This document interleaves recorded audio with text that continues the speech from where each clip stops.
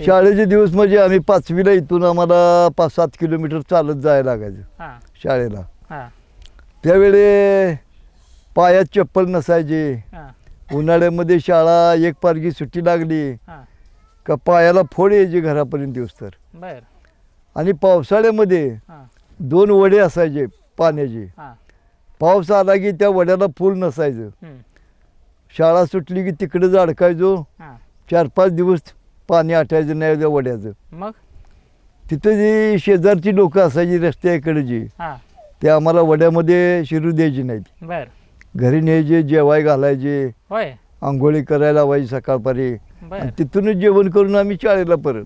आठवतं का तुम्हाला म्हणजे ते वड्याला एकदा खूप पाणी आले ना तुम्हाला कुणी असं ती नाव आठवते होतं होय, होय, होय, नाव कोणी आठवतं. आठवलं होतं तुम्हाला? वाटंबऱ्याला एक आप्पा शिंदे म्हणून माणूस आहे, अजून आहे तो. बर आणि तो आता इथं आमच्या शेजारला राहतो जवळ. बर त्या माणसानं आम्हाला 5 वर्ष तरी सांभाळलं तिथं पावसाळ्या दिवसात. होय काय करायचं पाऊस आला काय करायचं? पाऊस आला की त्या वड्याजवळ उभं राहायचं. हे निजामपूरची पोरं हां पाण्यात शिरतेली म्हणून. बर शाळा सुटली की बरोबर त्या टायमात हां 4:30ला तिथं यायचं ते. हां आणि आम्ही आलोय तिकडून का ते वड्यापासून आम्हाला परत न्यायचं. किती जणांचा गोळा असायचा? आम्ही असायचो 4 जण असायचो, 4-5 जण. हे चौघा-पांचांना सगळ्यांना घेऊन जाणार का सगळ्याला न्यायचे आणि त्यांच्या घरी? त्यांच्या घरी. होय आणि ज्यावेळी पाणी कमी होईल वड्याचं, हां वड्याच्या पाण्यातनं ते अलीकडे आम्हाला आणून सोडायचे.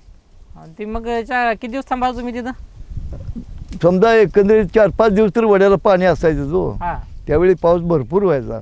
4-5 दिवस त्यांच्याच घरी राहायचं? त्यांच्याच घरी. खाय प्यायचं काय? त्यांच्याच घरी होते. आम्हाला त्यांच्या पोराच्या बरोबर जेवाय वाढायचे. होय काय काय असं खायला?